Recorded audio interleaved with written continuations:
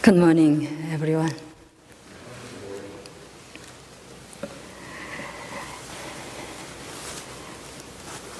What is mind? We talk a lot about mind. What is mind?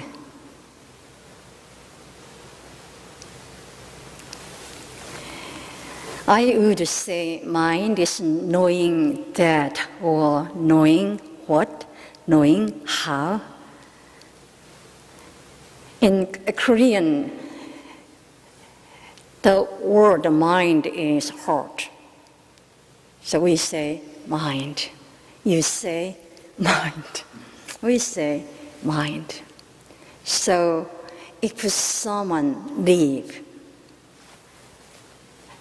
when they are sad, they say, my mind is sick. The letter mind, some of you may see the letter of mind, came from the position of human organs, the heart. The heart is located between lungs, liver, heart, and stomach.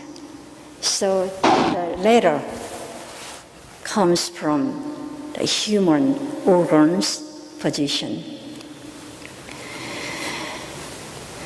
The mind is known as very sensitive. If it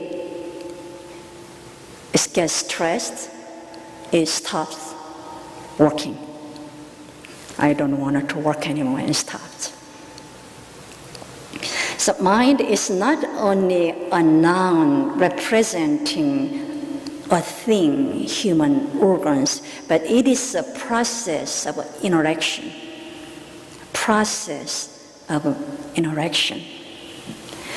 They say, empty your mind. When your mind is sick, empty your mind. So here the word empty is a verb, not an adjective. Empty your mind means let it go or release, put down your burden.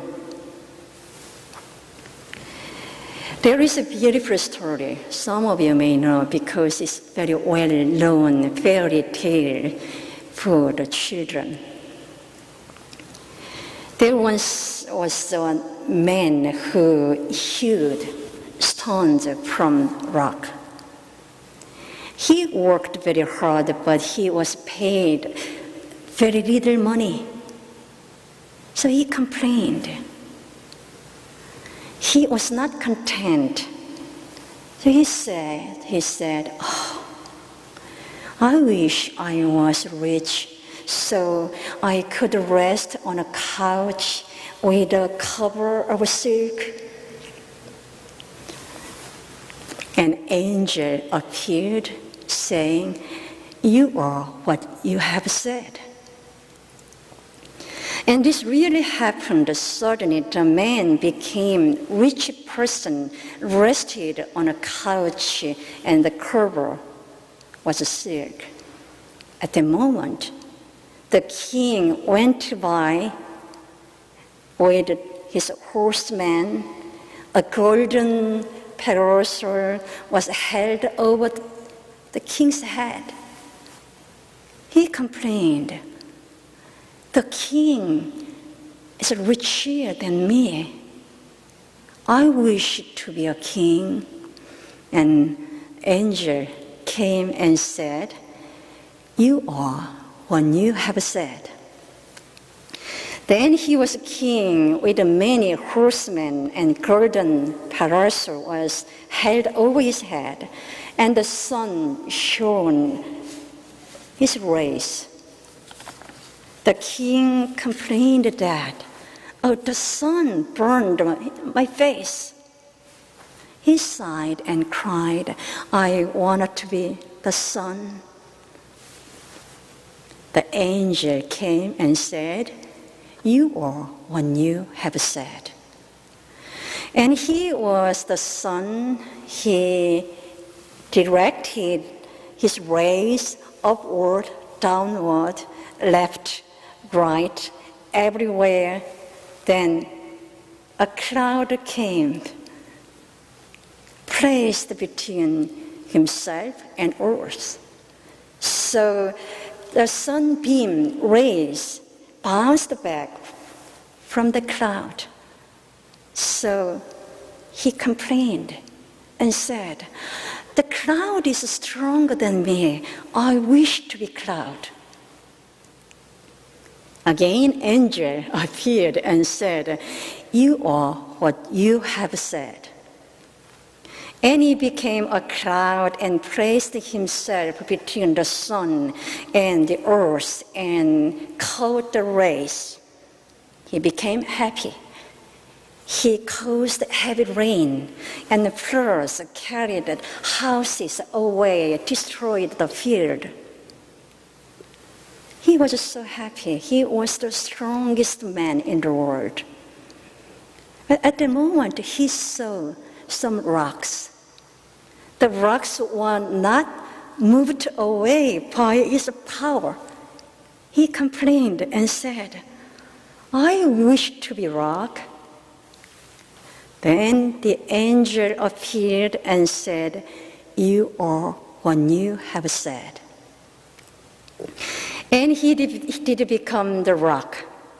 And then there was a man with a chisel and a hammer and began to hew stones out of the rock. He cried, "How can it be that this man has power that excels mine and hew stones out of my body?" And he cried, "I am weaker than that man. I wish to be that man." And the angel appeared and said, "You are what you have said." So he became a stone cutter again. He hewed stones from the rock with very hard labor. I'm not sure the story finally get the end or not. But what does this story show us?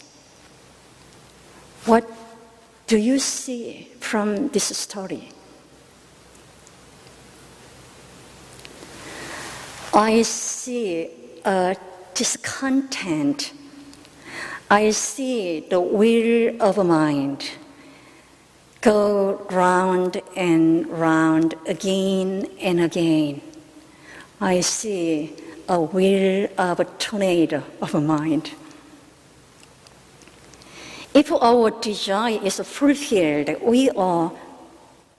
if our desire is not fulfilled, we are frustrated. If our desire is fulfilled, we are again frustrated. More, and better. That's why Buddhists call life, human life, is a wheel of life, wheel of karma. It goes on moving, goes on repeating itself again and again.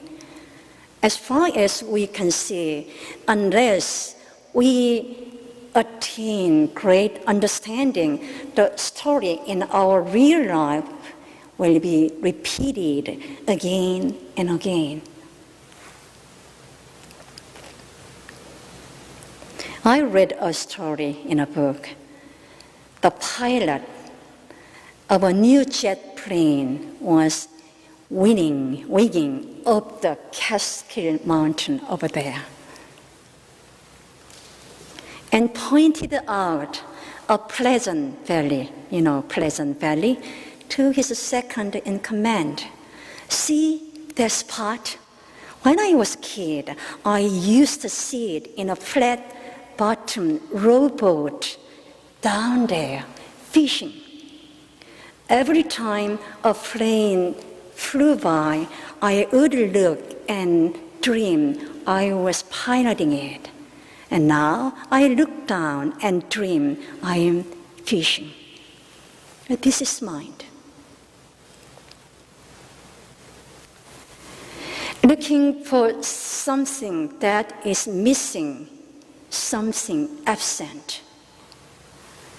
If we find something missing, something absent, then that missing thing will become our daydream. As long as we do daydreaming, we are not liberated from the will of mind. Repeat again and again. You may ask, why am I daydreaming? Why are we daydreaming? Because we have not tasted present moment. Mind is made up of accumulated past, piled up, accumulated mind from the past. Today was the future just one day ago. Yesterday was the future. Now future is here. When we return to the present moment, there is no mind because mind doesn't live in the present moment. Without past, the notion of a past or future,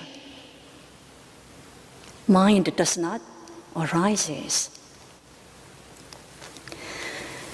Several years ago, when I lost my father, I sank into a deep sadness. As a minister, I have watched lots of people's deaths, and I have prayed for their journey to next life. But this time was very different. It was my first experience as a daughter, non-minister. I visited my parents' house only several times over 20 years. Furthermore, every time I visited, my father asked me, "Oh, Youngin, can you explain to me the meaning of Il-Won-Sang vow and Heart Sutra?" "I'm so sorry, Daddy. I don't have enough time to explain the sutras. Next time, I'll try to make it. I will make a plan to stay more days, many days." And he left. Even though I had time, there was no person who could listen my teaching. I felt guilty.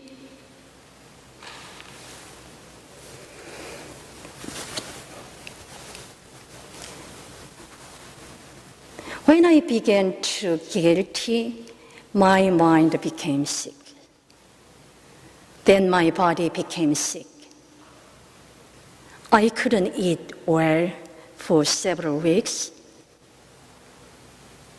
Then one day, it was just an ordinary day, when I looked up and saw the sky, I sighed, I murmured, the sky is always there. And I am always here. And my Father will be here as long as I live here. It was just a few moments, a few seconds when I was simply delighted. As I looked at the tree, I was just the tree. When I listened to the birds singing, I was the listening ear. They reached to my deepest core. I let their song spread all over my body. When I reached to my deepest core, I could see no sadness, no mind. I could jump out of the wheel of sadness, wheel of mind. Mr. Sotaesan, the founder of Won-Buddhism, said that there are two elements to jump out from the wheel of mind. One is being free from attachment, happened in the past, something or someone. And another one is to establish present moment, to establish true empty nature, true mind. Meditation means a few moments when we are not in the mind. It is a few moments when we jump out of the mind. By establishing present moment, we can slip into reality. If we don't slip into reality, we will jump to another wheel of mind. So become a little more aware and trying to bring your consciousness more and more to the being of existence. Every time when you come to our Won Dharma Center, see the Catskill Mountain. Just see. Become one with it, embrace the trees, clouds, and relax into it. Feel its green and yellow flowers. Let them rush into your being. Let the air enter into you. Let water sing into you. Enjoy it. Enjoy everything totally. Then you will be here and now, and daydreaming will disappear. Because when you return to the present moment, there is no mind. When we meditate, we see in interval, empty space between a thought and another thought. We see empty space between emotion and another emotion. We become alert. When we stay with the interval, empty space, not chasing any more thought, then we will jump out of the wheel of mind. When you see a flower, just see the flower. Do not think about the flower.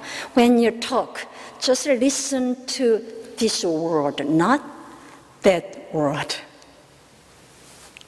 Look right now.